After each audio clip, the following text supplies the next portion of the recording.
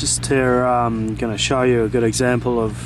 when you hear the expression that the soil's become mottled, and when you get this kind of orangey look. And what we've got here is a pretty clean 100mm sand carpet, and you can see here at the interface, I'll just pull some of that away, is a distinctly orangeness. Now, believe it or not, this soil was actually used to be quite brown, and we've just come out of what has been probably, you know, a pretty wet winter, and the soil's probably set anaerobic for the most part of, you know, probably 3-4 months now, and you can actually see how it's actually started to go black and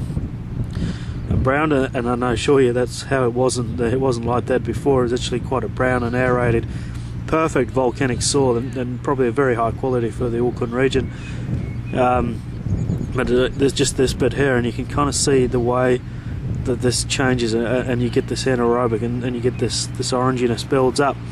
and pretty much what will happen here is if I come back midsummer, I'd be reasonably confident, you know, with this all drying out, the couch roots will go down, it'll get into this and it'll restructure it all, and that's really important that happens, because if you can go through 3-4 years of putting on way too much irrigation,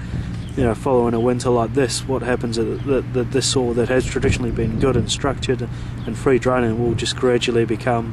consolidated, unstructured soil that basically doesn't support good drainage, and you'll be back to the problem with the water just building up in the top of this 100mm sand carpet, and the field won't perform quite as well as people would like.